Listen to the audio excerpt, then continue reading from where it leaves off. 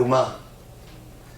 En su Biblia en español dice ofrenda, pero el hebreo no dice ofrenda.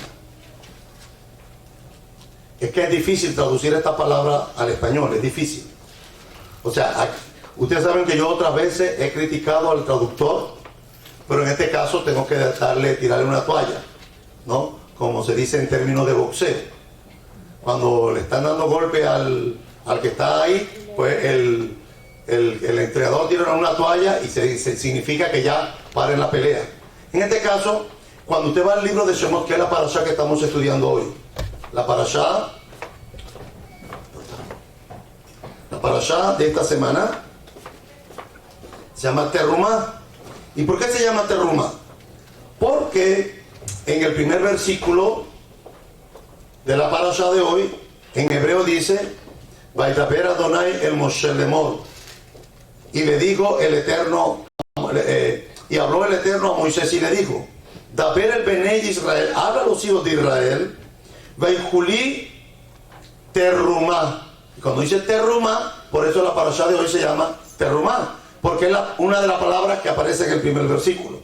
En español, en la Biblia Reina Valera, en el capítulo 25, dice: habló Adonai a Moisés diciendo: dile a los hijos de Israel que tomen para mí, y en español dice ofrenda. Pero el hebreo no dice ofrenda, porque sabemos que la palabra ofrenda en hebreo es la palabra minjá. Y el hebreo no dice minjá, el hebreo dice terumá. Y terumá no es ofrenda. Yo he subtitulado la parashá de hoy, que sabemos que se llama terumá, voy a hablar acerca del regalo de poder dar. Voy a hablar de la importancia de dar. Porque si usted leyó la parashá esta semana, y bendecimos la vida de nuestro Shamash Menaseach, porque el Shamash Menaseach toda la semana nos manda en el chat de la congregación, nos mandan todas las lecturas diarias de las 7 liyot. Si usted siguió la lectura, que el Shamash se toma el tiempo de sacarla, de buscar los comentarios y de mandárnosla a cada uno de nosotros, si usted leyó el comentario de la parashá, se va a dar cuenta que habla acerca de las donaciones que se dieron para la reconstrucción del tabernáculo. Durante 40 días, Moshe estuvo en el monte Sinaí. Porque ya en el capítulo 23 nos venía diciendo, que lo estudiamos la semana pasada, nos venía diciendo la parashá que en el capítulo 23 Hashem mandó que Moshe subiera. En el capítulo 20 dijimos que los Azeres de Barim, las 10 palabras, las 10 alocuciones o los 10 mandamientos, como se conocen acá en el mundo latinoamericano, Moshe en el capítulo 20 no bajó con ellas escritas. En el capítulo 20 Hashem estaba en el Sinaí, Israel estaba al pie del Sinaí, y Hashem desde el Sinaí le habló y le mencionó los 10 mandamientos o los Azeres de Barim, las 10 palabras. Israel las escuchó. Todavía hasta este momento, hasta el capítulo 25, todavía Moshe no tiene nada escrito. Lo que tiene es de una forma que oral.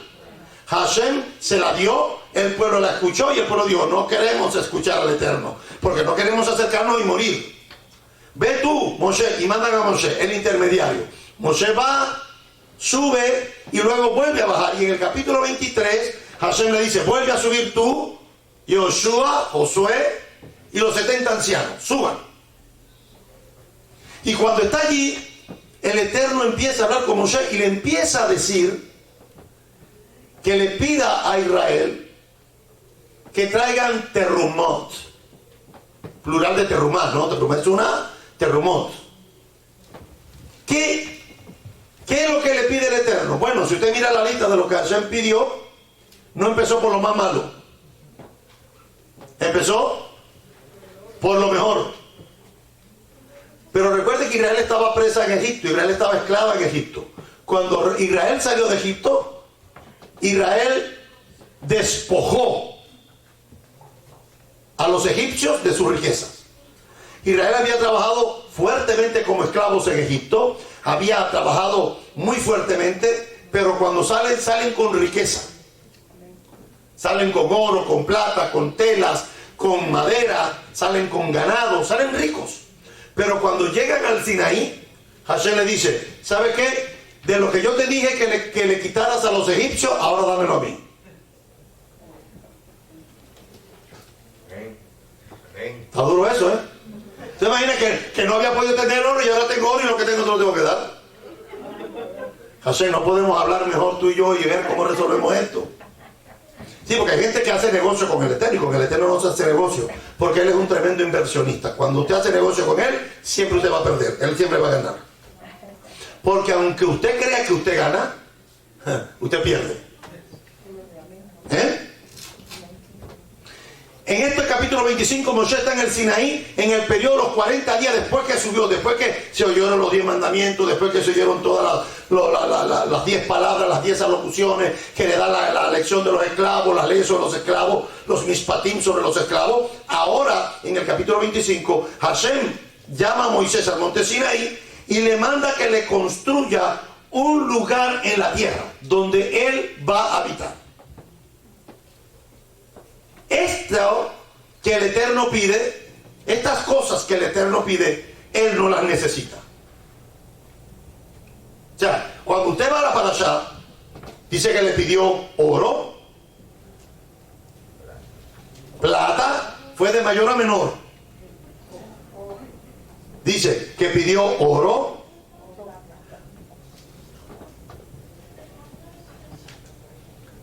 plata, cobre, azul, o sea, telas en color azul, púrpura, carmesí, lino, pero no cualquier lino. ¿Lino qué? Sí, porque hay lino y hay lino fino. Hashem no pidió el lino, pidió ¿qué? Lino fino. Pelo de cabras, pelo de carnero teñido de rojo, pieles de tejones, madera, no cualquier madera, no puede ser madera de pino, no puede ser, tiene que ser madera de acacia, que es la mejor. Aceite para el alumbrado, especies para el incienso, piedras preciosas como de ónice, piedras de engaste para el efod y para el pectoral, y harán un santuario para mí y habitaré en medio de ellos. Fíjense, Hashem, todo lo que le pide al pueblo de Israel, cuando Hashem le pide, la condición para dar es que Hashem dice en el versículo 2, di a los hijos de Israel que tomen una terumá de todo varón que la diere, ¿de qué? De su voluntad. No puede ser por necesidad ni con obligación. Tiene que ser como de corazón, de su voluntad. Tiene que salir, emanar de él lo que va a dar. Dice, de la voluntad del corazón, dice el versículo 2, de todo varón cuyo corazón lo motive para dar, tomarán terumati, mi, y no voy a traducir la palabra teruma, la voy a dejar allí porque la voy a usar más adelante, porque no es ofrenda. En español dice, recogerán la ofrenda. Y este versículo le caerá muy bien a aquellos que viven sacándole el dinero a la gente en la congregación. Porque, y traerán mi ofrenda, y traerán mi ofrenda, y tienen que dar mi ofrenda. Pero ahí no está hablando de ofrenda. El hebreo dice terumá, y terumá es otra cosa. Que está más o menos asociada, tiene asociación, pero no es la palabra ofrenda la que va ahí. Esta fue la primera vez que el Eterno pide que se le haga un lugar, una casa donde habitar. Ni en el libro de Bereshit, ni en el libro de Génesis, ni hasta el capítulo 25 del libro de Shemot, no encontramos ninguna parte donde Hashem pida hacer un lugar donde Él pueda habitar. Este sería el primer lugar donde los israelitas ofrecerían su servicio al Eterno. Y en verdad fue la primera casa que se construyó, una casa portátil, hecha de madera, con columnas, con pieles, con cuerdas, que estuvo caminando con Israel por el desierto durante un periodo de 40 años.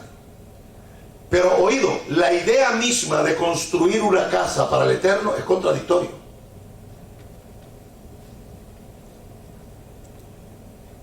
¿Cómo se puede construir una casa para el Eterno? Si Él es más grande que cualquier cosa que usted y yo no podamos imaginar. Mucho menos que podamos construir una casa de la magnitud de este Dios que usted y yo le servimos. Por ejemplo, el rey Salomón nos dijo, cuando construyó la primer templo de material, porque el primero era de telas, rústico, el segundo ya era de material, era de piedra. Salomón cuando construye el primer templo oficial en Jerusalén, en el monte Sión, dice en Primera de Reyes capítulo 8 versículo 27. Pero, pregunta Salomón, dice, ¿pero es verdad que Elohim morará sobre la tierra? He aquí que los cielos de los cielos no lo pueden contener. ¿Cuánto menos esta casa que yo he construido? Fíjense las palabras que dice Salomón. Salomón dice claramente, pregunta, yo construyo esto, Hashem le dio permiso a mi padre para que lo construyera, David hizo el plano, me dio, pero no pudo construir porque David tenía las manos llenas de sangre, entonces me tocó a mí, el heredero al trono, poder construir una casa al Eterno en el monte Sión. Pero ¿cómo yo voy a construir una casa que Él habite allí si los cielos de los cielos no pueden contener su gloria? También lo dijo el profeta Isaías. El profeta Isaías en el capítulo 66 versículo 1 dice lo siguiente. Hashem dijo así: el cielo es mi trono y la tierra el estrado de mis pies. ¿Sabe qué es el estrado? El estrado es cuando se sienta el rey en su trono, hay un banquito donde él pone los pies. Ahora, si la tierra es donde él pone sus pies, ¿cómo entonces el Eterno pide habitar en la tierra? Esa era la pregunta de Salomón. Porque la gente cuando habla de Dios lo quiere filosofar con una mente latinoamericana. La gente dice, bueno, es que a Dios le dolió en su corazón, que decir que Dios tiene un corazón. A ver, Dios no tiene corazón. Porque Él no necesita un corazón que haga sístole y diástole para bombearle sangre al cerebro y a todo el cuerpo si no se muere. Cuando la Biblia dice que a Hashem le dolió en su corazón, lo que está diciendo que sintió un dolor. ¿Y por qué la Biblia dice corazón? Porque la Torah tiene que hablar en el idioma de los hombres para que podamos entender el dolor que el Eterno, incomprensible, siente. Hashem levantó su mano y juró por sí mismo. No, Hashem no tiene mano, no sabemos. Porque Él siempre dijo, ninguna imagen viste de mí cuando yo me rebelé. Por eso Israel no tiene imagen de nada. En el cristianismo, cuando la gente pinta la imagen de la Trinidad, pintan al Dios Padre como un viejo, calvo. ¿Sí o no? Así es. ¿Por qué? Porque quieren de alguna manera representar en el cuadro lo que lo que el pintor estaba tratando de mostrar en el cuadro. Pero que Hashem no tiene forma física, Hashem no tiene pie, no tiene mano, no tiene boca, pero habla, siente, dice que camina, levanta su mano, pero no tiene sangre porque no la necesita. Él es. Antes de que el mundo existiera, ya Él era.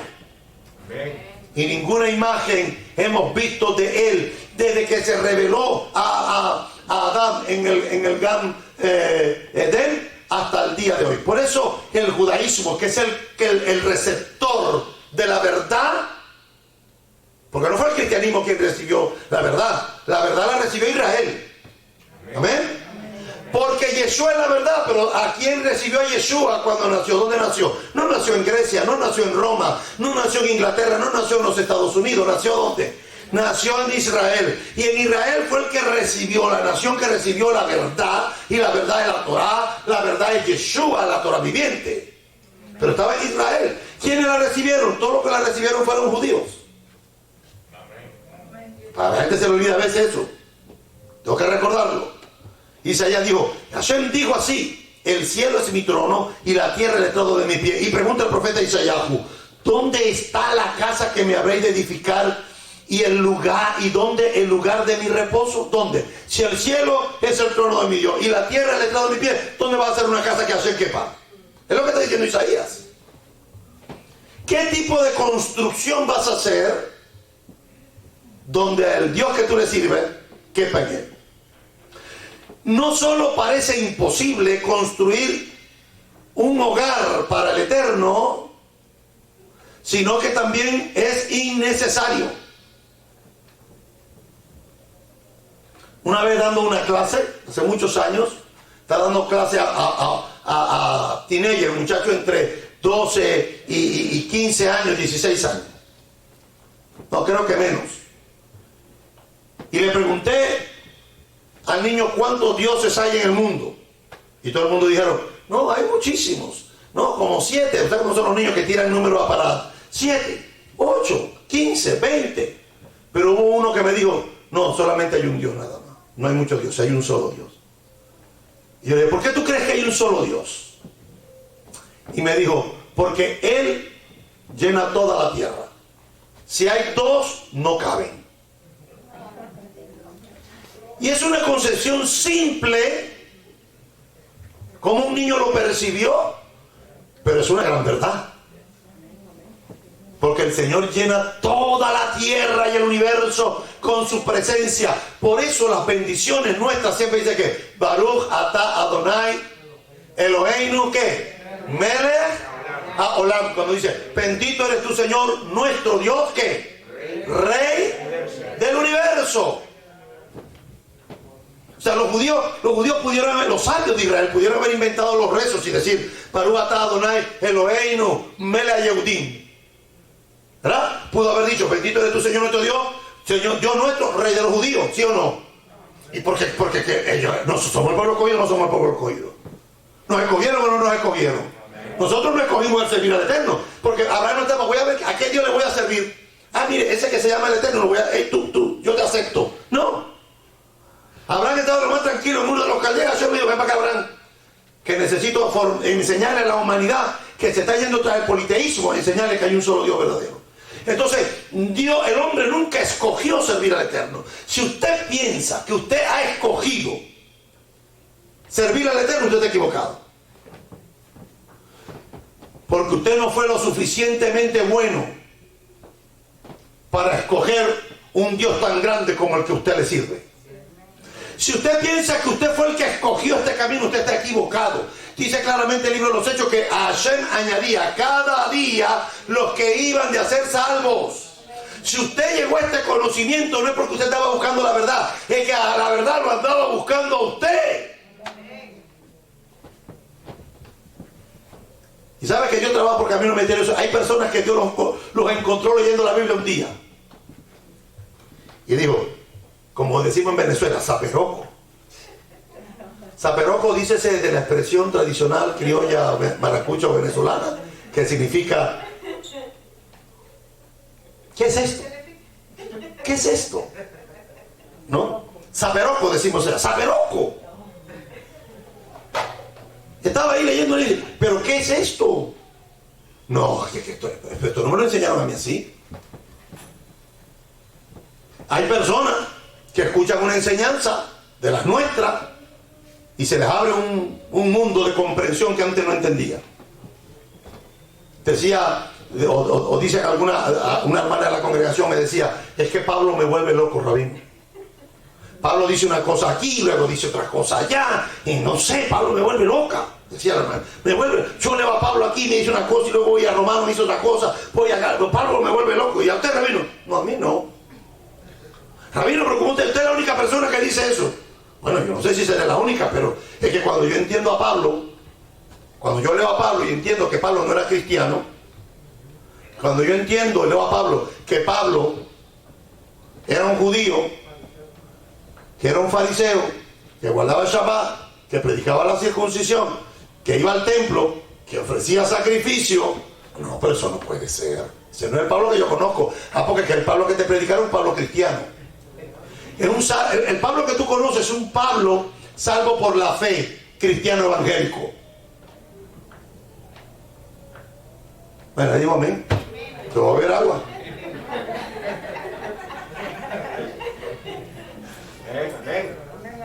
¿O no?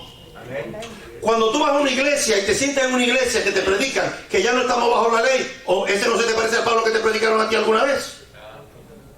Ya no estamos bajo la ley, ahora estamos bajo la gracia.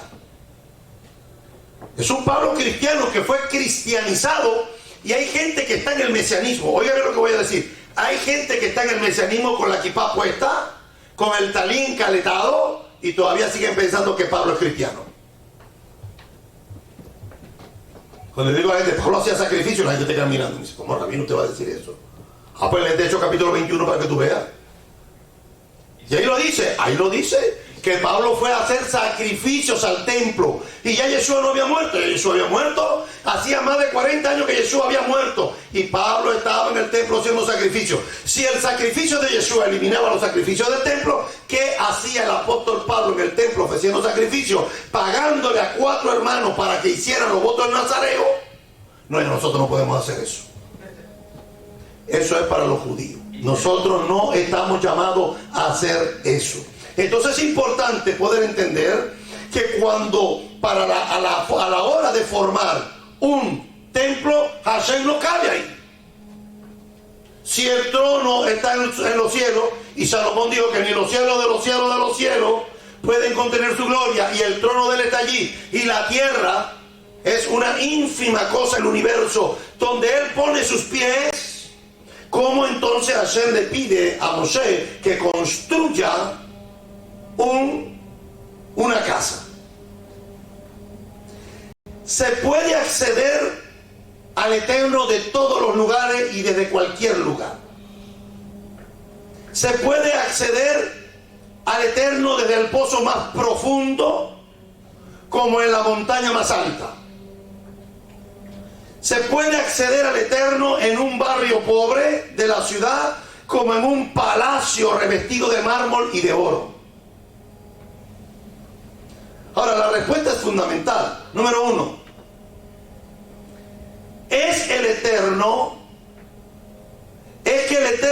no vive en edificios. ¿Usted entendió lo que estoy diciendo? Hashem no vive en edificios. Hashem vive en los constructores de ese edificio. Hashem no vive en estructuras de piedra.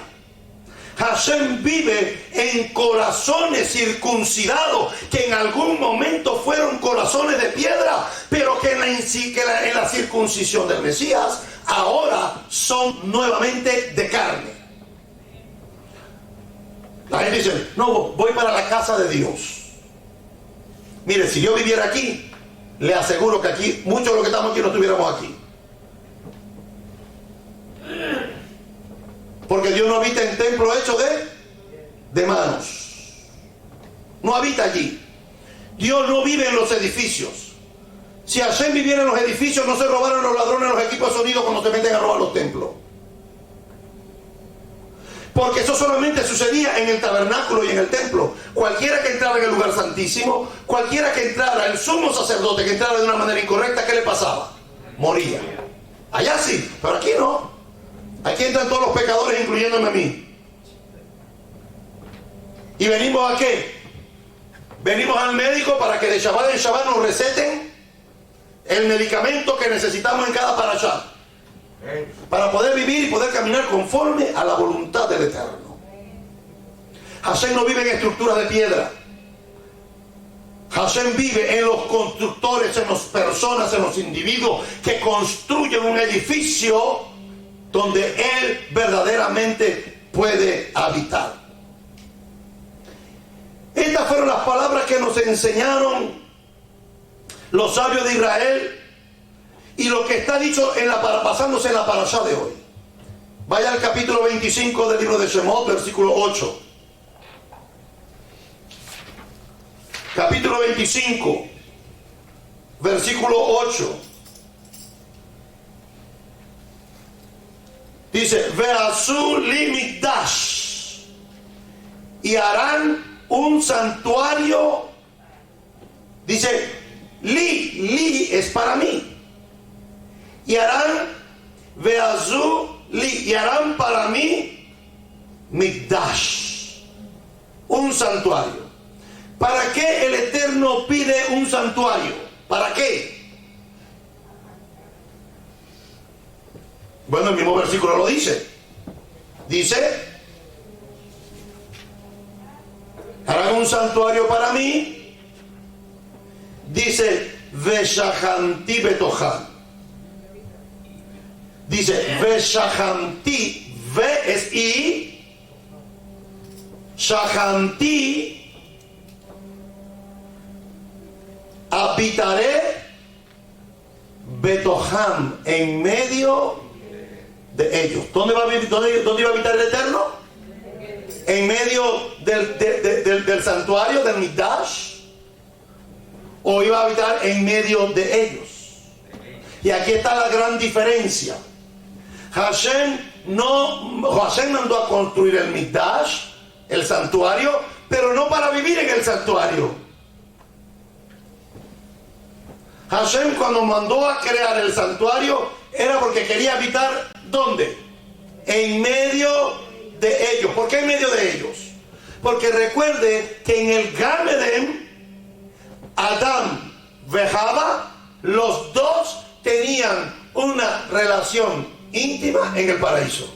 ¿Sí o no?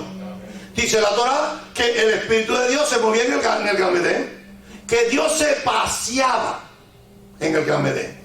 Cuando usted va al jardín del Edén, no es otra cosa que el paraíso.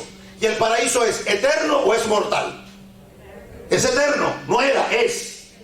Porque no desapareció, todavía está ahí, esperándonos regresar, como dice el libro Apocalipsis, llevarnos de regreso otra vez a las moradas eternas. En la eternidad, en el Gan Eden, en el jardín del Edén, en el paraíso, que era eterno, el eterno Dios de Israel ya estaba allí, viviendo allí. Y Adán, cuando fue creado en eternidad para vivir en eternidad. Lo he repetido muchísimas veces y no me voy a cansar de decirlo, que cuando Hashem nos creó, no nos creó para morir. Cuando Hashem te creó para que viviera eternamente y para siempre, porque lo que Él crea lo hace perecedero, lo hace eterno. ¿Y por qué no morimos? Por culpa de Adán y Eva. Cuando Adán y Eva pecaron, Dios dice, no puedo dejarlo esto pecando eternamente y para siempre, porque van a estar toda la eternidad pecando. ¿Qué voy a hacer con ellos? Los voy a sacar de aquí, dejo la eternidad del paraíso allí, saco a Adán y a Java y les pongo límite de tiempo de vida. 70 años y lo más robusto, 80. Y los que pasan de 80 están en overtime. ¿Sabes lo que pasaron de los 80? Están en overtime. Están tiempo de más. Hashem les ha dado tiempo de más. ¿Por qué? Porque considero, como pasa en la Torah, que el que pasa de los 80 años fue un buen hijo. Honró a su madre, honró a su padre. Y cuando tú honras a tu madre y a tu padre, te suceden dos cosas. Una, te va bien. Y la segunda, ¿cuál es? Que tus días son alargados. Quien se muere a los 25, a los 30, a los 40, algún problema hubo. Hay que analizar. Porque la promesa es que cuando tú honras a tu padre y a tu madre, te va bien y tus días son alargados. Entonces es importante, porque el libro de Shemot, el libro de Éxodo, capítulo 25, versículo 8, dice, y harán un santuario para mí. El hebreo dice, cuando dice santuario, el hebreo dice Mikdash. Mikdash. Can you repeat after me, please? Mikdash. Mikdash. Mikdash es santuario. Mikdash no es tabernáculo. Mikdash no es el tabernáculo. La palabra para el tabernáculo en hebreo es la palabra Mishkan, que es el tabernáculo, el edificio, las telas, las columnas, las cuerdas, las pieles, todo el bronce, los altares. Eso era el tabernáculo, el Mishkan. Pero Hashem no mandó a hacer un Mishkan. Hashem mandó a hacer ¿qué? Un Mikdash. Y el Mikdash es un santuario, porque en ese santuario dice, habitaré en medio de ellos. No en medio del tabernáculo. Iba a habitar en medio de ellos. ¿En medio de quién? Del pueblo de Israel. No dice la Torá para que yo habite en ella. Porque si hubiese dicho para que yo habite en ella, pues hubiésemos entendido que era el edificio. Pero Hashem no está diciendo eso. Hashem dice, para que yo habite en medio de ellos. Entonces, ¿por qué Hashem ordenó al pueblo que se hiciera un santuario, un mikdash? La respuesta está dada por la mayoría de los comentaristas y los sabios de Israel. Y está insinuada en la Torá misma, que el Eterno dio la orden específicamente después de cuando Israel peca con el becerro de oro. Parece, según el comentario de los sabios, es que el santuario el tabernáculo no iba a ser construido. Pero en los 40 días que Moshe tuvo en el Sinaí, nuestro pueblo cometió un error. ¿Cuál fue? Que al ver que el intermediario no venía, al ver que el gran maestro no venía, al ver que el hombre que tenía una intimidad cercana con la majestad, con la gloria, con la magnificencia, con la sabiduría, con el poder, con el Dios de Israel, y al ver que ese intermediario que podía hablar con el Eterno y el Eterno le respondía, porque ahora nosotros hablamos con el Eterno también, ¿sí o no? Pero ¿a cuánto le responde en el momento? ¿Cuánto escucha la voz audible cuando Él les habla? O sea, yo puedo hablar con mi esposa y mi esposa me puede responder. Puedo llamar a mis hijos y me pueden responder. Pero ¿cuántas veces nosotros hemos clamado al Eterno y no nos ha respondido? Sin embargo, Moshe hablaba y José le respondía. Hashem le preguntaba y Moshe tenía que responder. Una conversación. Había esa cercanía de conversar. Eso no volvió a suceder más ni volverá a suceder después. Eso es para los super espirituales que quieren oír a Dios en todas partes. Ay, Dios mío, siento la presencia. Bueno, la presencia se puede sentir y Dios puede hablar, pero al nivel de Moshe nadie ha podido llegar nuevamente. ¿Por qué?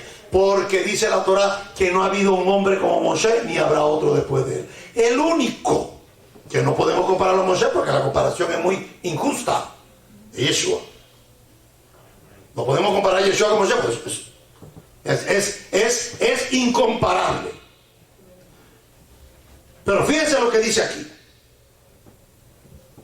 Los sabios dicen que la respuesta está ahí, porque Hashem quería que el pueblo estuviera viviendo en pecado. No, ¿cuál era la voluntad de Hashem? Que nosotros viviéramos en santidad en el Edén, ¿sí o no? Hay gente que piensa que las relaciones sexuales vinieron después que salimos del Edén. Porque hay una cosa que vendió el catolicismo en América Latina, que el sexo es malo. Y el sexo no es malo. Porque si el sexo hubiese sido malo, no se lo hubiesen dicho a Adán y a Eva cuando estaban en el paraíso. ¿Usted cree que si Adán y Eva no hubiesen pecado, dónde se tuvieran que cumplir creció y multiplicado? En la eternidad. Entonces le vendieron a la gente que el sexo es malo. No, el sexo es malo. Cuidado. Y hay una cosa atrás de eso que es impresionante. No, el sexo es malo cuando usted lo hace fuera de Torah. Cuando usted lo hace fuera de Torah, el sexo se vuelve pecado. Pero cuando Hashem agarró al hombre y le dijo, ¿sabe qué? Aquí en la eternidad te vas a acostar con él y van a llenar la tierra, aquí en la eternidad. El propósito de Dios era que el mundo viviera en eternidad y que todos los que naciéramos en eternidad y estuviéramos viviendo en eternidad. Pero ¿qué pasó? Que el hombre pecó, y cuando el hombre pecó, ¿qué pasó con el hombre? Lo sacaron de la eternidad para que fuera a cumplir lo mismo que había cumplido, pero con una limitación de tiempo. El hombre, Adán y Eva no tuvieron sexo después que salieron del Edén. No tiene sentido. Porque si era después que salió del Edén, ¿qué hacemos entonces con el capítulo 1 donde dice creció y multiplicados?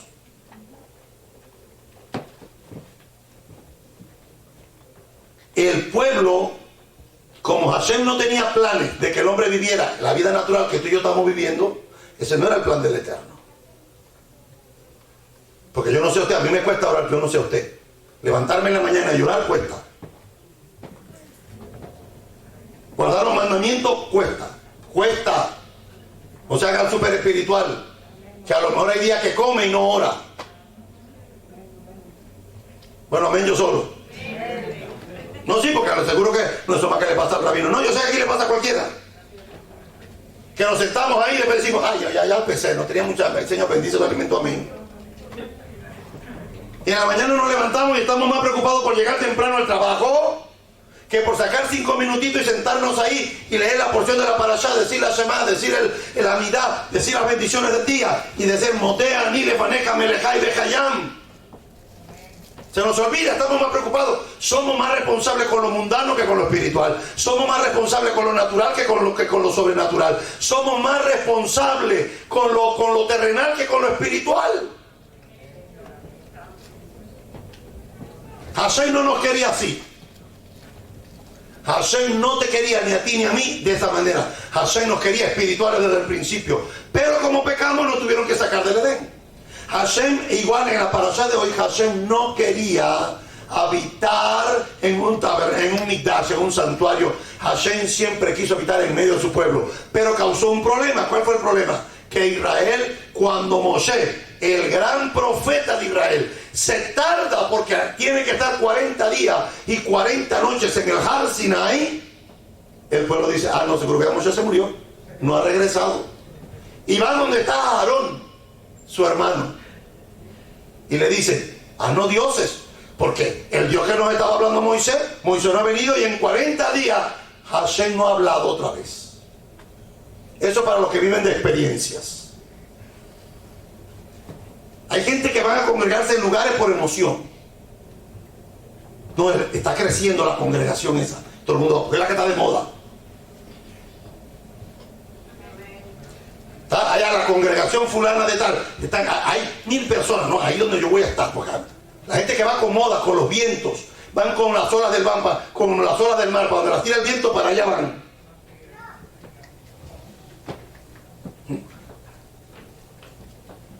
Moshe no había regresado y en 40 días Hashem no había, ya ellos habían visto el monte Sinaí que temblaba. Ellos habían sentido el temblor de la tierra cuando el monte Sinaí se estremecía, como dijo el salmista. ¿Qué tuviste, Omar, que huiste? ¿Qué tuviste, oh Jordán, que te volviste? Hasta los montes saltaron como carneros y vosotros collados como corderitos. Y dice el salmista, a la presencia de Dios tiembla la tierra. Cuando la presencia de Dios, la Sheiná, cayó sobre el Sinaí, la tierra empezó a temblar, Israel lo sintió. ¿Y sabe qué? No eran evangélicos. Los evangélicos hubiesen ido para la montaña a buscar la presencia de Dios, ¿sí o no? ¿Sí o no? Aleluya, ahí está, muy para allá, corriendo. Ahí estoy en la presencia de Dios. No, ¿qué hizo Israel? Se echó para atrás y dijo, espérate. Moshe, ve tú. Por ahí no vaya usted. Mire, cuando la presencia de Dios se manifiesta, no hay relajo, no hay show, no hay sugestiones, no hay manipulaciones. Cuando la presencia de Dios cae, cuando la Sheiná Elohim cae en algún lugar, todo el mundo sabe que Él está ahí. ¿Y sabe cuál es la primera sensación que le da? Es quedarse callado. El profeta dice que yo vi las faldas del Eterno que cayeron en el templo y dijo que el Señor está en su templo, y dijo el profeta, calle toda lengua, adorémosles en silencio. No, ahora es al revés. Llega la presencia y forma unos escándalos porque parece que entre más bulla hay, parece que Dios está ahí. ¿Sabe qué? Se llama sugestión. También le llamamos en psicología, le llamamos euforia colectiva. Cuando 2 personas aplauden en una congregación, todos aplauden. Pero no porque quieren aplaudir, porque eso te genera eso. Si todo el mundo está aplaudiendo, pues yo también aplaudo. ¿Y por qué está aplaudiendo? No sé, pero está aplaudiendo. Fíjese, Hashem no quería habitar, pero cuando Moshe se tardó, y ya no veían que la tierra temblaba, y ya no veían la nube, y no veían los relámpagos, y no escuchaban el trueno, dijeron, no, ya el Dios de Israel se perdió con Moisés, que nos construya. Mire, Aarón, por favor, Aarón, construyenos unos dioses. Y Aarón dijo, ¿y ahora qué hago? Y aquí hay una lección para mi vida como líder. Yo nunca voy a hacer lo que la gente quiera que ellos hagan. porque ya ese perro me mordió la primera vez. La gente dice, rabino, vamos a mudarnos para un lugar más grande. Rabino, por fe. Y ese que te dice por fe es el primero que te deja abandonado cuando no hay para pagar la renta.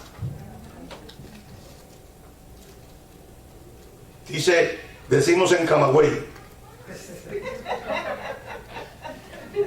el que empuja no se da golpe. Entonces dice, rabino, tenga fe, vamos a mudarnos a un lugar más bonito, más afuera, no aquí donde estamos, para 103, para Miami Gardens, para Miami Spring, rabino, que es muy bonito en Miami Spring. Podemos buscar ahí, rabino, ahí vi un terreno, rabino, vamos. ¿Y cuánto va a donar usted, mi hermano? Porque el terreno vale $2 millones, ¿cuánto va a donar usted? Bueno, tengo $5, rabino, para donarle. Con la fe tuya no puedo comprar ni una hamburguesa que vale 8. ¿Por qué no me das tu oro? ¿Por qué no me das tu plata? ¿Por qué no me das tu bronce? No, me das los $5. Y el Eterno, al tardarse y al no manifestarse, le dijeron a Aarón, Aarón, construyenos. Y Aarón se dejó manipular por la multitud. Aquí hay gente que se ha ido brava conmigo porque yo no hago lo que ellos quieren. Rabino, pero empuje a la gente. ¿Pero por qué tengo que empujarlo? Rabino, que usted no impone la mano. Sí, imponemos la mano, pero ¿dónde dice la Torah que yo tengo que poner las manos a los endemoniados? ¿Dónde dice eso la Torah? Los demonios se van porque yo impongo las manos. Los demonios se van ¿cuándo? Cuando nosotros decimos Beshem Yeshua Tonenu, fuera. Oye, los demonios no se van porque usted grite. Yo siempre lo digo, los demonios no son sordos, no los va a asustar. ¡Fuera! ¡Fuera! Yo no sé porque hasta lo hacen hasta con su algo muy personal, ¿no? Cada quien tiene su sello de cómo echar fuera un demonio. Yo siempre, a ver, lo tomamos a risa, pero lo que quiero que entienda es que los demonios no se van porque usted diga fuera, fuera, fuera, fuera, fuera, fuera, fuera, fuera, fuera. Los demonios no se van por eso. No es bíblico poner la mano sobre los endemoniados. Porque un demonio, un poseído, un endemoniado está en condición de impureza. Y si usted es un hombre o una mujer kadosh, usted no puede tocar lo inmundo. Usted le habla al endemoniado y se tiene que ir y punto, si está endemoniado. Porque a veces hay que darle 2 cachetadas porque no están endemoniados, lo que tienen son traumas. Y hay que discernir por el Espíritu de Dios si son traumas, y son show, o si son desequilibrios mentales, falta de balances químicos en su cuerpo, o verdaderamente es un demonio. Ah, pues se tiró al piso. No necesariamente tiene que ser un endemoniado. Yo aprendí que el error de Aarón no lo puedo cometer. Aarón se dejó mover por lo que dijo la mayoría de la gente. Bueno, tráiganme el oro y tráiganme todo, y tiraron aquello y salió un becerro. Y Aarón le dice a Israel, estos son tus dioses. Y el pueblo empezó a cantarle al dios becerro, al dios que es el dios Apis, es la representación en la en los egipcios es el dios Apis. Y empezaron a danzarle al dios y a ofrendarle. Y cuando se cumplieron los 40 días, Moshe venía ya con la Torah escrita, que lo vamos a ver más adelante. Y fue en el capítulo 34 del libro de... Cuando Moshe trae los aceras de Barim, las 10 locuciones, las trae en su brazo. Y cuando ve aquello... ¿sabes? A mí me encanta porque el Eterno dice a Moisés, desciende porque es tu pueblo. Hashem me dijo que era el pueblo de él. ¿Aló? Hashem dijo, tu pueblo. Porque Hashem lo quiso eliminar, sí o no. Pero ¿quién salió a defender al pueblo? Moshe. Entonces le digo, tú lo defendiste, pues está tu pueblo. Por eso yo, Señor, llévatelo. Porque a veces, rabino, ore por mí por un buen trabajo, rabino, porque ya estoy cansado de ganar $8 la hora, $10 la hora, rabino, quiero un buen trabajo. Y yo, ay, Señor, bendice, multiplíquele, Señor, que va a aplicar en ese trabajo, dale que lo pongan y el rabino, llegué, te estoy ganando $16 la hora. Ah, sí. Y a la siguiente semana no lo veo, y a la otra siguiente semana lo llamo, oye, ¿dónde estás? ¿Estás enfermo? No, es que estoy ganando 16, pero no me puedo congregar. ¿Y por qué quieres los 16 si no te puedes congregar? Y le digo al Señor, entonces le digo, Señor, quítale lo que tenía. Quítaselo. Prefiero que gane 8, pero que entre al reino. Y no ganando 16 yéndose para el Gehenna. Porque ¿de qué te vale ganar todo el dinero del mundo y perder tu alma? ¿De qué te vale ganar todo y perder lo más hermoso que tú tienes, que es la salvación? Entonces, en serio, yo lo hago, yo no estoy hablando broma. Cuando yo veo que yo empiezo a orar, porque la gran mayoría que llegan y oran por trabajo y Hashem los bendice, terminan cumpliendo más responsables con el empleador que con el que le consiguió el trabajo en las oraciones. Y eso termina mañana o temprano, terminan en el mundo. Vuelven a Egipto nuevamente. ¿Qué pasó? Moshe no puede bajar, y cuando baja se da cuenta que hay un pueblo adorando un becerro, y por culpa de eso es que Hashem dice: no, ahora no puedo habitar entre ellos, en esa condición no puedo, ahora voy a que construyan ahora un tabernáculo. Porque el Mikdash no es el tabernáculo. Le manda a construir el santuario. ¿Cuál era el santuario? Dios habitando en medio del pueblo. Pero con el pecado del becerro de oro, Hashem dice: no puedo, en esas condiciones no puedo. Pero la única manera de poderme acercar a ellos es que ahora les voy a mandar a construir un Mishkan, una tienda. La otra palabra hebrea para el tabernáculo es el Ohel Moed, la tienda de asignación, la tienda de la cita, donde me voy a citar con ellos Shabbat tras Shabbat, fiesta tras fiesta, o cuando yo necesite que estén allí. El pueblo hizo el becerro después que Moshe subió y estuvo en la montaña por 40 días y por 40 noches. Esos días en los cuales él estaba recibiendo la Torá, recibiendo los mandamientos, el pueblo, nuestro pueblo, se dedica a construir un becerro de oro. Y mientras Moshe estuvo en medio de ellos, la gente sabía que él se comunicaba con Dios y Dios con él. Por lo tanto, Dios era accesible y cercano a través del profeta Moshe. Pero cuando estuvo ausente durante las casi 6 semanas, entraron en pánico y recurrieron a construir un becerro. ¿Quién más podía salvar la brecha entre el pueblo y el Eterno? ¿Cómo podían escuchar las instrucciones del Eterno? ¿A través de qué intermediario podían entrar en contacto con la presencia divina el pueblo de Israel? ¿Solo con Moshe?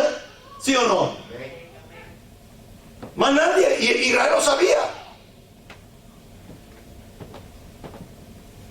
¿Con quién más, después de Moshe, nosotros podemos tener las mismas sensaciones de saber que hay un intermediario entre nosotros y el Padre? ¿A través de quién o de qué intermediario podríamos nosotros estar en contacto con la presencia de la divinidad? Con aquel que dijo: Ani Adere, Ani Jaim, Ani Emet, yo soy el camino, yo soy la verdad, yo soy la vida. Que si alguno ha pecado, abogado tenemos para con el Padre, a Yeshua el justo, el Sadik. Pero en este momento de la parashá, Moshe no regresa. Y es por eso que Dios le dice a Moshe: harán un Mikdash para mí y habitaré en medio de ellos. ¿Sabe qué? La palabra clave en el versículo 25, perdón, en el capítulo 25, versículo 8, ¿sabe cuál es la palabra clave? La palabra clave en el versículo 8 es habitaré, que en el hebreo dice shahanti. Y la palabra shahanti viene del verbo o de la raíz hebrea shaham. Shaham es de donde se forma la palabra shahamti, que significa habitar. ¿Qué es habitar? Habitar no es tener una morada momentánea. Cuando yo voy de vacaciones para Orlando y rento o alquilo una casa, yo no moro en esa casa. Yo la estoy habitando porque voy a estar ahí una semana, 3 días, un fin de semana. Cuando el hebreo dice habitar, utiliza la palabra shaham, de la raíz hebrea shaham, que significa habitar, hacer una vida perenne en ese medio, en medio del pueblo de Israel o de una casa, si estuviéramos hablando del mundo natural. Nunca en la Torá se había usado anteriormente en la Torá la palabra Shaham con el Eterno, nunca. No hay ningún versículo anterior a esto donde el Eterno pide habitar con el pueblo de Israel. Ni con Abraham, ni con Isaac, ni con Jacob. ¿Se acuerda que Abraham estaba intercediendo por Lot, que estaba en Sodoma y en Gomorra? ¿Se acuerda? El capítulo 18 del libro de Bereshit, del libro de Génesis. ¿Se acuerda que Hashem dice, no lo destruya, 650, por amor a los 50, 640? Pero cuando llegó a 10, ¿qué hizo el Eterno? ¿Qué hizo el Eterno? Dice, y el Eterno se fue, lo dejó. Se apartó. ¿Por qué se aparta? Porque hasta ese momento Hashem no había hecho una habitación con el gran patriarca Abraham. Esta es la primera vez que Hashem pide habitar con el pueblo, en medio de ellos. Nunca se había usado en la Torá esta palabra Shaham en conexión con la presencia divina. Nunca. Es la primera vez que aparece. Eventualmente se convirtió en una palabra clave para el propio judaísmo. Porque de la palabra Shaham se forma la palabra Mishkan. ¿Qué tiene que ver tabernáculo con habitar en español? Nada. No, las palabras no son asociadas. Pero en el hebreo sí. Mishkan y se forma también de la palabra Shaham, como Shahamti también significa habitar. Habitar. Y Mishkan, que significa tabernáculo, o Mikdash, o Shekhinah. La palabra Shekhinah viene de Shaham. Por ahí yo oigo a algunos decir la Shekinah. Che, no She, sino Che, CH. Che, y no es con J, sino con K. Sheki, Shekinah, y no es Shekinah. Es con SH, She, y no es Ki. Hi, Shehi, Shekinah. ¿Qué es la Shekinah?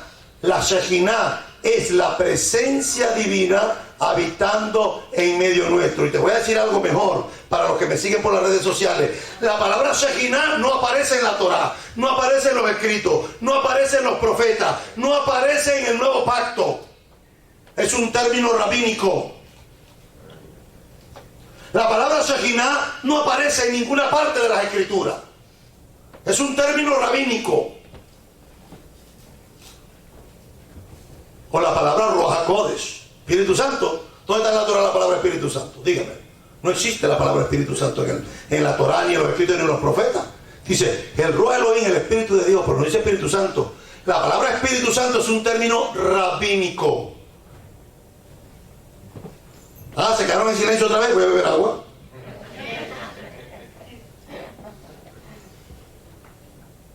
Digo esto porque hay gente que te dice, no, yo soy toraico. Son las cosas de los rabinos, no. A mí las cosas de los rabinos no me interesan. Entonces no podemos decir Espíritu Santo. Porque en el Nuevo Testamento aparece la palabra Espíritu Santo. Porque es un término que los rabinos inventaron y los apóstoles lo utilizaron.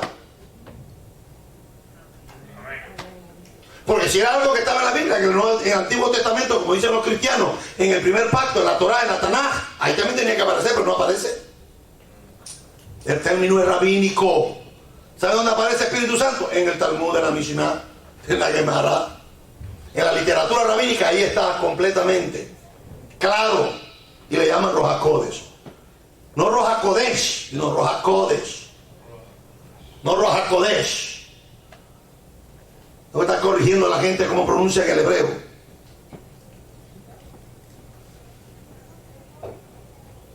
Eventualmente esta palabra se convirtió llega a ser una palabra importante para el judaísmo, porque la palabra Mishkan, Sheinah, habitar, habla de la presencia divina.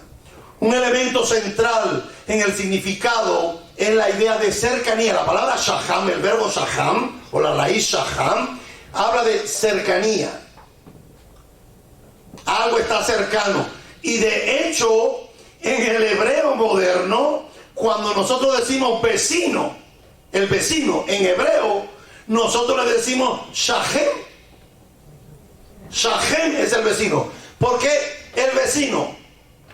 Porque está cerca de nosotros. Es el de al lado. Porque nosotros en español decimos que el vecino es el que está a 10 casas de nosotros. No, él es mi vecino, él vive a 10 casas. Vaya allá a 10 casas y vive él. Él es mi vecino. En hebreo, Shachem significa vecino, porque viene de la misma raíz de estar cerca. La persona que vive al lado. Lo que los israelitas necesitaban y lo que Dios les entregó a ellos fue una forma de sentirse más cerca de Dios como nuestro vecino. Yeshua dijo: no lo voy a dejar solo.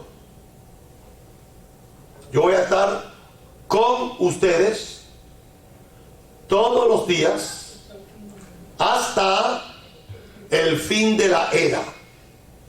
Hasta que este Olam Hazé se termine.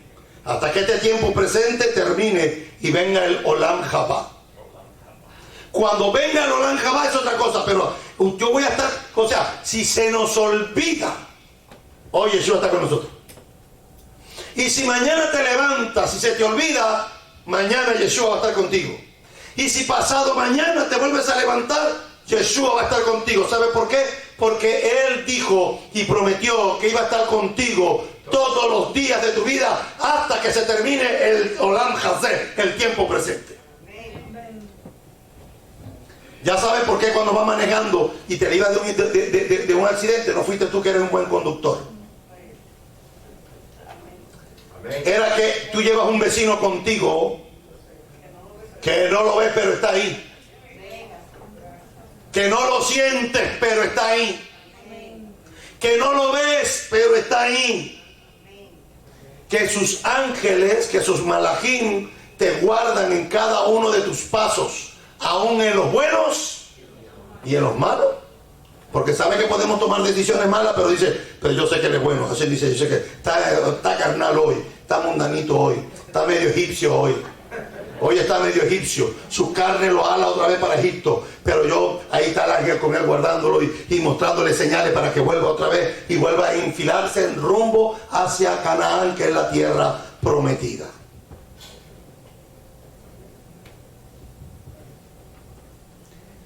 Eso es lo que tenían los patriarcas. ¿Saben lo que tenían los patriarcas? Los patriarcas y nuestras patriarcas y nuestras matriarcas tenían un Dios muy cercano a ellos, no ellos cercanos a Dios. Porque el amor de Dios no consistió en que nosotros amamos primero a Dios, sino que ¿qué? Que Él nos amó. Pero nosotros, yo ahora soy mesiánico. Yo aquello que come un puerco, yo no. Bueno, ahora no, ahora. Pero hace... Es más, si todavía la gente transpira y todavía se le sale el olor a puerco. La gente sale a trotar y usted le ve la manteca de puerco como le chorrea. Pero como ya tienen 3 meses, 5 años, 2 añitos que llegaron, ya se cree que son santos. Cuidado. Cuidado. Era que el Eterno estaba cerca de los patriarcas. Dios le habló a Abraham, a Isaac, a Jacob, le habló a Sara, Rivka, Rachel, Belea, y les habló, ¿sabe? Les habló íntimamente como un amigo. Les habló íntimamente como un amigo. Le dijo a Abraham y a Sara, íntimamente le dijo que, porque el Eterno, no es que Abraham fue por allá por el desierto y dice, Hashem, ¿dónde está dando un hijo que necesita un hijo? No, dice que Hashem fue a la tienda donde estaba Abraham. Y le dijo, por este tiempo, Sara, tu mujer, va a dar a luz un hijo. Y Sara, que tenía 90 años, se echó a reír. ¿Se imagina usted? Que de pronto me diga, que llegue la hermana Concepción y me diga, Rabino, estoy embarazada de mi esposo. ¿Usted imagina eso? Bueno, porque no sé, llega mi hija que tiene 30 años, ¿verdad? Y sale embarazada, no me asusto. ¿Usted se imagina que venga la Rabanit Marisol y me diga ahora, llega el rabino Robio y me diga, rabino, ¿sabe qué? La Rabanit, mi esposa, está embarazada. Pero ella no se operó. Sí, rabino, pero está embarazada. ¿Está seguro que no? No, rabino, no. Porque usted cree que eso no. Yo conozco un caso, yo personalmente conozco un caso. La hermana María había tenido su última hija y se operó, se cortó las trompas, se las quemó y ya. Se supone que ya no hay más bebé. Pasaron como 8 años y un día le dio el típico mareo de las mujeres con los síntomas de embarazo. Y nosotros empezamos a echar broma. Ay, hermano, usted lo que usted está embarazada. La hermana tenía como 40 años por ahí ya. Hermano, yo creo que es embarazada, yo no tengo nada. Eso fue que se fue un bajón de azúcar, seguro. Búsqueme un caramelito para que se me pase. Bueno, fue a chequearse. Y fue a chequearse. Y regresó llorando. ¿Qué pasó? Que estoy embarazada. ¿Pero cómo? Si usted no está operada. Sí, estoy operada, pero dice el médico que puede pasar algunos casos. Quedó embarazada. Con la trompa, y el esposo era mayor, el hermano Juan era mayor, y el hermano Juan era diabético. Menos mal. Y la hermana María queda embarazada y nace su hija que se llama Ruth. Pasan 2 años y la hermana María vuelve a quedar embarazada. Con la misma trompa cortada. Así que, Jacqueline, tengo malas noticias para ti. Yo dije 5 y eran 4. Tú me dices que son 4, pero yo hablé de 5. A lo mejor viene un 5.º después. Mire, el hermano Selenio dice, no vengo más para esta sinagoga. Y pasó y le dice al Eterno que Sara va a dar a luz un hijo. Y Sara se echó a reír. Pues si soy una mujer vieja, voy a tener otra vez deleite con mi esposo. Mis pechos ya desgastados, que se han arrugado, se van a llenar de leche. Esa era la intimidad. El Eterno le explicó a Rebeca por qué estaba sufriendo un dolor tan agudo durante el embarazo. Le dijo que venían muchachos allí, que uno era para bendición. Se le apareció a Jacob en el momento clave de su vida, diciéndole que no tuviera miedo. Esto es lo que los israelitas habían experimentado hasta ahora. Habían visto a un Dios trayendo plagas sobre los egipcios. Habían visto cómo el Eterno había dividido el mar. Le habían visto enviar maná del cielo y agua de la roca. Esa comunión íntima de poder ver que todos los días caía manjú. Manjú todos los días levantarse y saber que había esa escarcha allí. Por 40 años cayó esa escarcha que sabía a hojuelas. Un milagro diario. Diario. Agua de la roca, tengo sed. Imagínense que eso era tipo buffet. ¿Qué quieren? Ahí tienen. Queremos carne porque estamos cansados de... Ahí vienen las codornices. Vaya a comprar una codorniz aquí. Vaya a comerse una codorniz para que... Compre huevos de codorniz para que usted vea. 12 miserables huevitos de codorniz valen casi $4. Que con $2 me compro una docena de los huevos que traen 18 huevos. Y así grande, mire. Los huevitos de codorniz. Yo me acuerdo que en Venezuela hacíamos, para la fiesta, hacíamos huevitos de codorniz con mayonesa y ketchup y lo tiramos ahí con palillitos para dar en la fiesta. Aquí yo nunca me volví a dar eso. No me alcanza el sueldo para hacerlo, para darle las botanas o los pasapalos o los bocaditos, como la gente le dice en la fiesta. Pues ¿qué quieren? ¿Codorniz? Pues codorniz. Tenemos sed, dale un golpe a la peña y ahí salió agua. ¿Eso se llama qué? Una manifestación de Dios cercana con un pueblo que tenía fe, que caminaba y veía las maravillas del Eterno. Habían escuchado su voz potente en el monte Sinaí. Nuestro pueblo encontraron escucharon esa voz poderosísima en el monte. Fueron testigos presenciales. Yo siempre lo digo, la señora Elena White, la fundadora de los adventistas, nadie vio, ella estaba metida en un cuarto y ahí le hablaba ella a Dios allá solita. Y después salía con el librito escrito, que ya se sabe que se copiaba de otros escritores de su época. Ya eso está demostrado. Eso no lo digo yo. Eso está ya demostrado. Que se copia. Menos mal que no había computadora, no hacía copy-paste. O los mormones. Que Joseph Smith se fue allá a la montaña en Utah. Él solito buscó, a él solo se le reveló el ángel, abrió un hueco, consiguió una tabla de oro, unos cristales, y con el cristal y las tablas compuso el libro de Mormón. Y ahí están los mormones. Nadie vio eso. A la gente le cree. Los mormones creen que lo que Joseph Smith hizo y escribió es así. Pero ellos no tuvieron presente. Pero nuestro pueblo no. Nuestro pueblo estaba en el monte Sinaí. Nuestro pueblo estaba al pie del monte y vio cuando Dios habló y escuchó y vio el terremoto y sintió el terremoto y vio la nube y vio los relámpagos. Y escucharon todos en la voz de Dios. O sea que cuando Moshe dijo, Dios dijo, a ellos no les quedó duda. ¿Por qué? Porque ya lo habían escuchado. Amén. Amén. No había revelación secreta. Esa revelación particular. Habían encontrado casi escuchar la voz de Dios en el Sinaí. Para Israel fue casi insoportable. Dijeron, no queremos ir. Moisés, ves tú, porque a lo mejor si nos acercamos y escuchamos, a lo mejor morimos.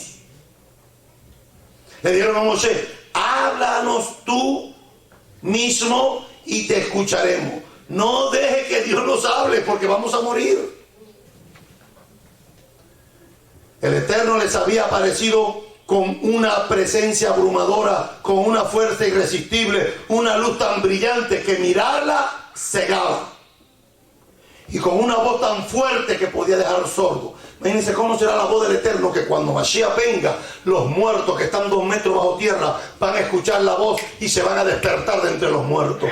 Por eso dice claramente Rab Shaul en la carta de los Tesalonicenses, y el mismo Señor con voz de mando, con voz de arcángel y con trompeta de Elohim descenderá del cielo, y los muertos en el Mesías van a resucitar primero. ¿Por qué? Porque con la voz potente que tenía, esa misma voz potente con la que Yeshua le dijo a Lázaro, Lázaro, ven fuera, y Lázaro se incorporó nuevamente su espíritu en su cuerpo y se levantó y salió triunfante de la tumba. Con esa misma voz te van a levantar a ti y a mí si no vamos a esperar al Mesías en el cementerio. Pero si estamos vivos, ¿sabes lo que va a pasar? Que esa naturaleza carnal, mundana que tú y yo tenemos, cuando escuchemos esa voz potente, nuestros cuerpos van a ser transformados en un abrir y cerrar de ojos.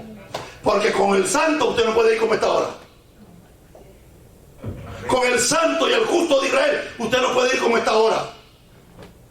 ¿Qué tiene que hacer el Eterno? Tiene que transformarlo para vivir una nueva vida, una transformación de lo corruptible a lo incorruptible. Entonces, ¿qué pasa? Que el Eterno se hace accesible, no solo por los pioneros de la fe que fueron nuestros patriarcas y nuestras matriarcas, sino para todos los miembros de una gran nación. Fue un desafío para Dios mismo. ¿Sabe por qué? Porque para Hashem poderse manifestar, tuvo que suceder lo que dicen los sabios en la literatura rabínica. Dios tuvo que hacer tzimtzum. ¿Sabe qué es tzimtzum? Hashem tuvo que retraerse. Tuvo que retraerse. Hashem le era muy difícil porque él lo llenaba todo. Y tuvo que retraerse. Fue un gran desafío para Dios mismo. Hashem tenía que hacer lo que los sabios de Israel llaman tzimtzum, contraerse a sí mismo. Tenía que hacer lo que hizo Hashem. Tuvo que ocultar su luz, tuvo que suavizar su voz, tuvo que ocultar su gloria dentro de una nube densa y permitir que el infinito Dios asumiera las dimensiones de lo finito, para que tu mente de maní y la mía podamos percibir este Dios grande al cual servimos y adoramos. Por eso, por decirlo de alguna manera, fue la parte difícil. Porque acercarse a Dios es fácil, pero que Hashem se acerque a nosotros. Hashem tuvo que hacer tzimtzum, tuvo que retraerse. ¿Cómo llegamos a sentir la presencia de Dios en nuestra vida? No es fácil hacerlo. No es fácil hacerlo al pie del monte Everest o contemplando el Gran Cañón. Tampoco es necesario ser muy religioso, ni siquiera religioso en absoluto, para sentirse sobrecogido por la presencia de la divinidad, de lo sublime. En las palabras del gran psicólogo Abraham Maslow, habló de las experiencias cumbres. Y las experiencias cumbre las vio como la esencia del encuentro espiritual. Cuando aquí vienen los huracanes y se va la luz y no hay luz en la ciudad de Miami, y usted sale al patio de su casa y mira al cielo,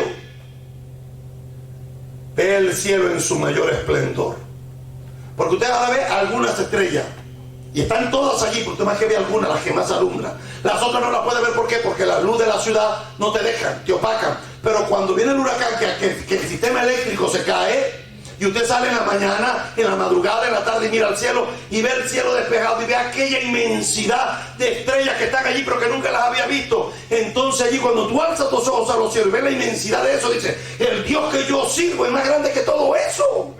Entonces la naturaleza te muestra esta grandeza de este Dios al cual tú y yo servimos. Por eso el psicólogo Abraham Maslow decía: la experiencia cumbre, cuando llegas al Everest y te paras en la punta y sabes que tú eres lo más alto en la tierra, que lo que hay en ese momento, y puedes mirar todos los picos por debajo y puedes mirar las nubes por debajo, solamente te queda una sensación de reconocer: cuando veo los cielos y la tierra, obra de tus manos, lo único que les queda al individuo es adorar y reconocer la grandeza del Eterno. Pero ¿cómo sientes la presencia de Dios en medio de tu vida cotidiana? No de la cima del monte, porque casi nunca estamos en el monte Sinaí. ¿Aló? ¿Verdad? Al monte Sinaí podemos ir de vez en cuando, sentir la presencia, pero en la vida cotidiana no siempre estamos en el monte Sinaí. No siempre estamos en el monte arriba, sino que estamos ¿a dónde? Abajo. Y de abajo vemos todas las cosas, analizamos todas las cosas. O sea, nosotros no vemos las cosas como dijo Rasaúl, que nosotros estamos sentados en los lugares celestiales. Si usted está sentado en los lugares celestiales, ¿cómo usted ve el problema? ¿Lo ve así o lo ve así? Pero no lo vemos así cuando lo tenemos. Entonces, cuando tiene un problema, ¿qué es lo que hace? Usted mira para el cielo. Pero Pablo dice que nosotros estamos sentados en los lugares celestiales. Tenemos autoridad, tenemos señorío. No, lo miramos desde abajo siempre, desde la parte del abajo del monte Sinaí. Nosotros no somos como los prototipos de Moshe que subimos a la presencia del Eterno. No, nosotros somos los que nos quedamos abajo y de lejos, asustados por si acaso.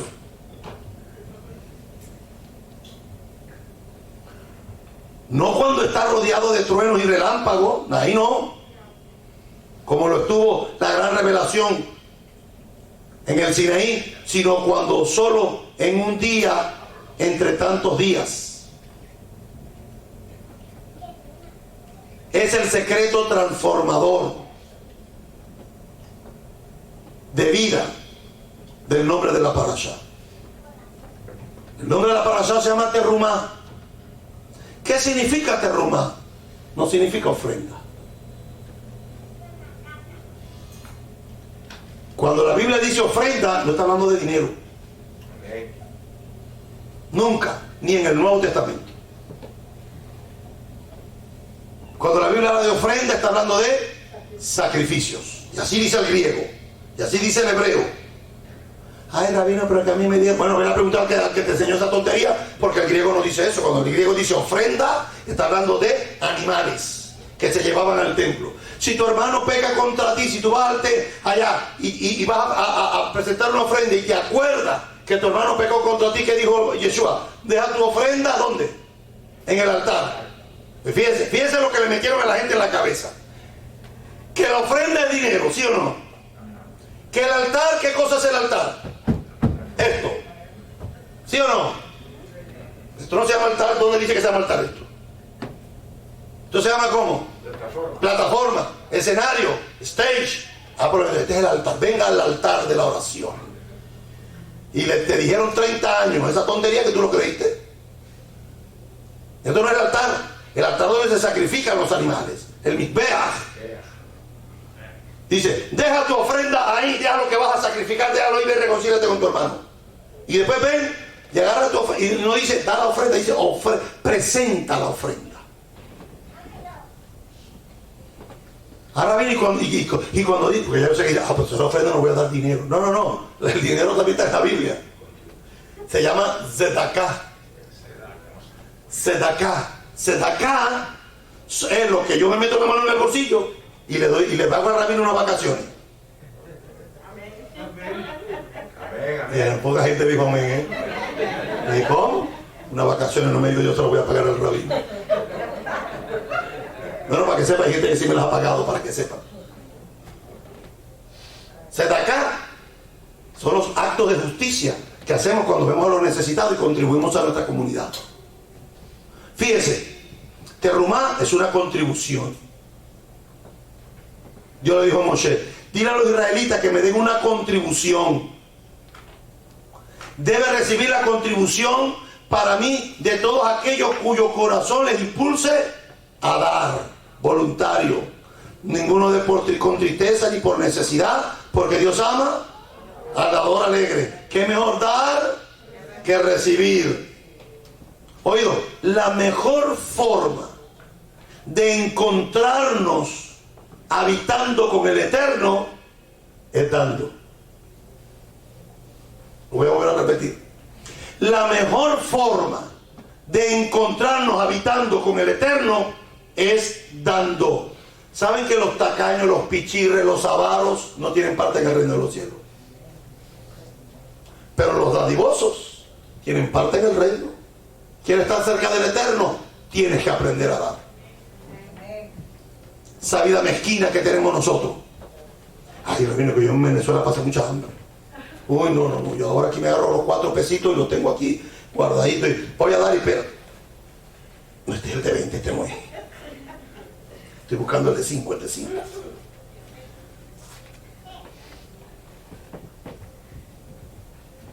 Para estar más cerca de la presencia del Eterno es dando. ¿Por qué dando? Porque los que iban a dar de corazón iban a construir un tabernáculo. Y en ese tabernáculo la presencia de Dios se iba a manifestar. Y en donde se manifestara la presencia de Dios, yo me iba a enriquecer y me iba a aprovechar de esa manifestación en el tabernáculo. Si el día de Yom Kippur, cuando el Cohen Gadol entraba al lugar santísimo y ofrecía, y ahí estaba pidiendo perdón por mis pecados.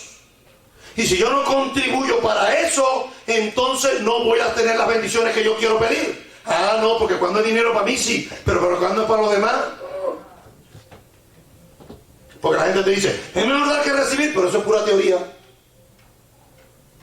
No den con tristeza ni por necesidad. Dios ama al dador alegre, pero eso te lo dicen de palabra. No, yo doy esto y ya. Conocí un muchacho testigo de Jehová que había llegado de Cuba. Y usted sabe cómo es Cuba. Las necesidades que hay. Y el primer día que cobró el sueldo, se fueron él y la mamá a comprar. Él mismo me echaba el chiste, un compañero de trabajo. Y dice que la mamá empezó a meter sacos de arroz. Y llevaba como 7 sacos de arroz de 20 libras. Y el muchacho dice, mamá, ¿para qué estás metiendo tantos sacos de arroz? No, por si se acaba. Por si se acaba. Mamá, ¿tú no ves que todos los días llega a mitad, esto está lleno otra vez? No, pero por si acaso uno no sabe. Llega un pedido especial y ya tengo... ¿Por qué? Porque había traído el estilo de vida que había aprendido ya. Que había que ahorrar. Cuando aparecía compra y me almacena. Aquel está vendiendo papel, compra papel. Aquel está comiendo, compra jabón y guarda. La gente en esos sistemas se vuelven mezquinos. Ya no ayuda. Yo me acuerdo hace años en Venezuela, te cortaban la luz y tú le decías al vecino, me cortaban la luz y te tiraban un cable. Mira, aquí está el cable, pégate. Y te pegaba y después me pagas, no te preocupes. Le decía uno, oye, dile a la vecina que me dé 2 huevos, que en la tarde yo le pago los 2 huevos. Vaya y pídale 2 huevos a la vecina para que usted vea lo que le van a decir. Vaya a pedirle los 2 huevos para que usted vea. Vaya a pedirle un favor para que usted vea. Es tremendo, preste mucha atención aquí. El mismo acto de dar fluye o conduce a la comprensión de lo que damos es parte de lo que se nos dio. Si tú no entiendes, yo siempre lo digo, usted no diezma para que Dios lo bendiga. Eso no es bíblico. Usted diezma porque ya Dios lo bendijo. Esta semana que pasó, te bendijo. Y tú cuando traes el diezmo y traes la sedaca, la contribución, ¿por qué lo haces? Porque esta semana que pasó, Dios te bendijo. Con trabajo. Yo siempre le digo a mis hijos, todos los viernes en la mesa Shabbat, le digo a mis hijos, ¿sabe qué? Tenemos 28 años viviendo en este país y nunca nos ha faltado comida en la mesa. Hemos tenido casa para vivir, hemos tenido carro, nos hemos ido de vacaciones, no hemos estado sanos, bendito el Eterno, casi nunca hemos caído en un hospital. De hace 27 años que estamos aquí. ¿Por qué? Porque la bendición de Dios es la que enriquece. Y yo soy rico, pero no tengo dinero en el banco, porque tengo una familia sana, tengo mi familia que le sirve al Eterno, tenemos todo lo necesario para vivir tranquilo. Usted no ve que aquí usted trabaja y no te alcanza.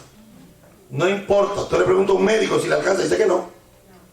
Si tú piensas que con lo que tú ganas te alcanza, al médico tampoco, y al abogado tampoco, al ingeniero tampoco.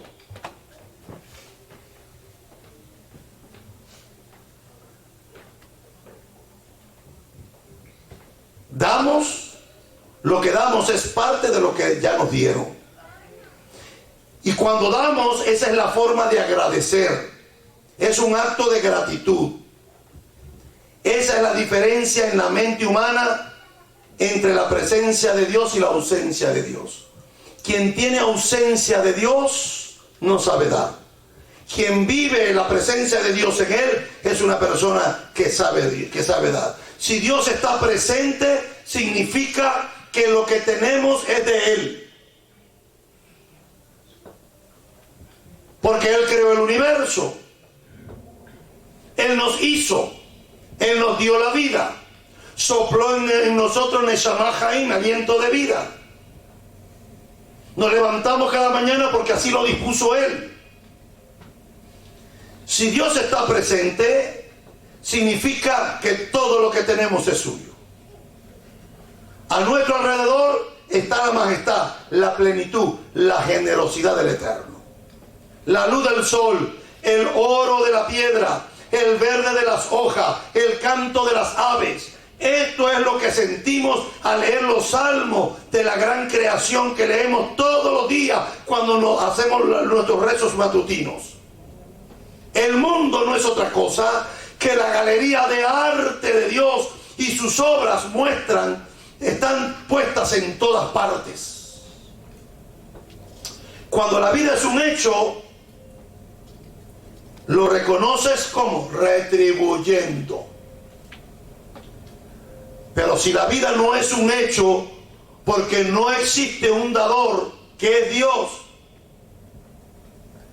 Si el universo llegó a existir solo debido a la fluctuación aleatoria de los campos cuánticos, si no hay nada en el universo que sepa que existimos, si no hay nada en el cuerpo humano, sino una cadena de letras de código genético, y para la mente humana solo impulsos eléctricos en el cerebro, si nuestras convicciones morales son medios egoístas y autoconservación de nuestra especie y nuestras aspiraciones espirituales meras ilusiones, entonces es difícil sentir la gratitud por el regalo de la vida. No hay regalo si no hay dador. entonces solo hay una serie de accidentes sin sentido y es difícil sentir gratitud por un accidente. Si todo fue casualidad, si todo fue un accidente, ¿quién siente gratitud porque tuvo un accidente? Por lo tanto, la Torá nos dice algo simple y práctico para nosotros en esta mañana. Da y llegarás a ver la vida como un regalo. No necesitas probar que Dios existe. Todo lo que necesitas es estar agradecido de existir. Y el resto te va a seguir. Así es como el Eterno se acercó a los israelitas, mediante la construcción de un santuario. No era la calidad de la madera, ni el valor de los metales, ni las cortinas. No era el brillo de las joyas preciosas del pectoral del sumo sacerdote. No era la belleza de la arquitectura, ni el olor de los sacrificios. Lo que hizo que Hashem se acercara, ni tampoco fue el hecho de que se construyó con los regalos de todo aquello que salió del corazón para dar. Lo que hizo que Hashem se acercara fue el corazón dadivoso. No son las piedras preciosas, si todo eso es de Él. Todo lo que existe es de Él. Donde la gente da voluntariamente a otros y a causas santas, es allí donde descansa la presencia divina. De allí la parashá, la palabra especial que da el nombre de la parashá para esta semana, Terumá. Terumá, yo dije que era construcción, una contribución, pero en realidad tiene un sentido mucho más profundo, un sentido diferente para el que no existe equivalencia en castellanos. La palabra terumá significa algo que eleva. Es algo que se presenta al Eterno, pero que se eleva con las manos. Es como que si le estuviéramos diciendo, como que si le estuviéramos dedicando una causa sagrada al Eterno. Si lo levantas, luego Él te levanta a ti. Si levantas tus terumot al Eterno, Hashem se encarga de levantarte a ti. La mejor manera de escalar las alturas espirituales es simplemente dar en agradecimiento por el hecho de que se te ha dado algo.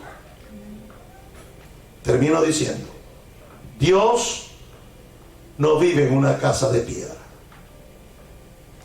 Hashem vive en el corazón de los que saben dar. Puesto de pie, por favor.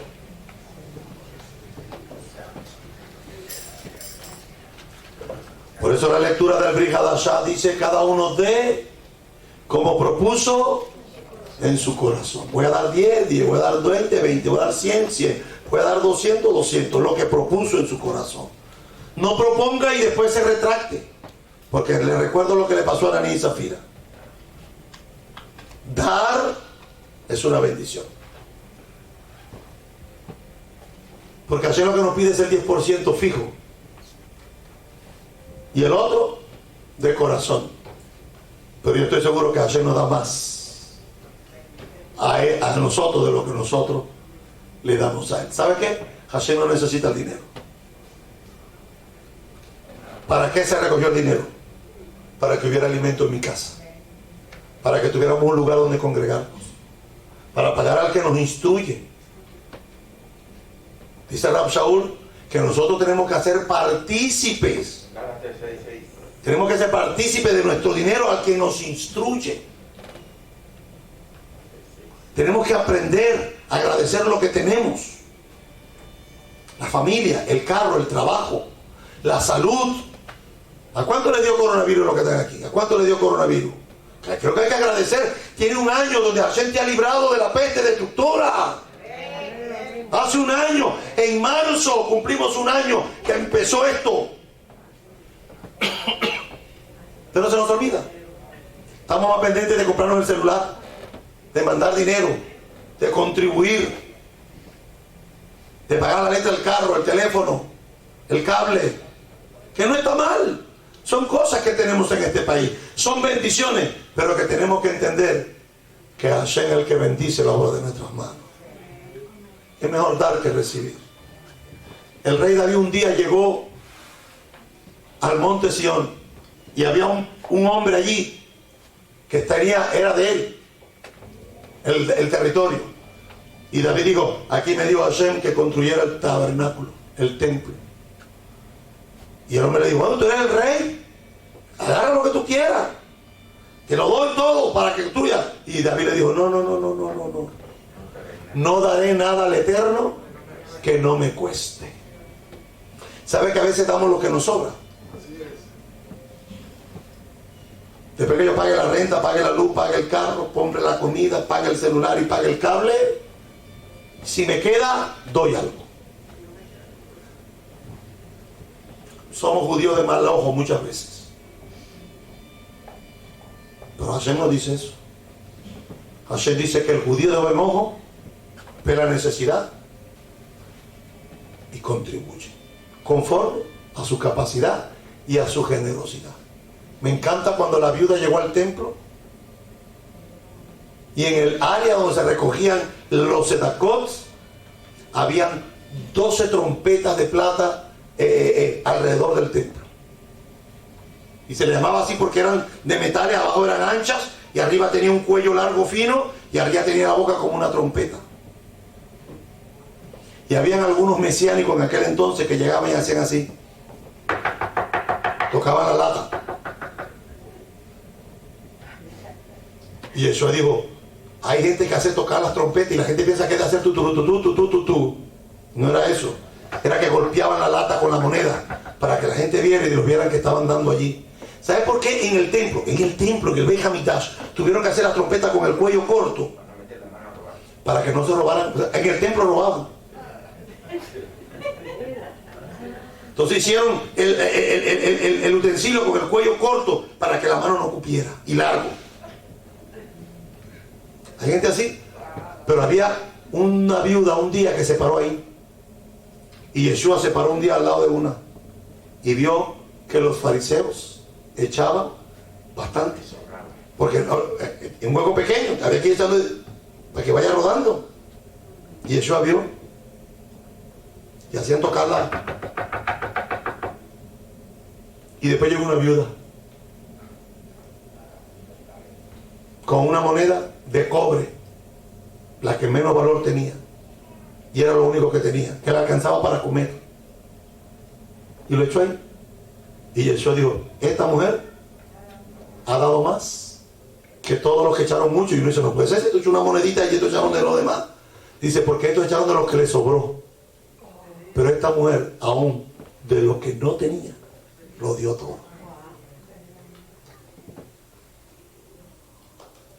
Dar es acercarnos al Señor. ¿Sabe que si Israel no da? ¿Sabe que si Israel no hubiese dado? La presencia no cae en el medio del pueblo. ¿Sabe quiénes fueron las primeras personas que dieron para construir el tabernáculo? No fueron los príncipes de Israel. Ni siquiera Faraón, no dice que Faraón.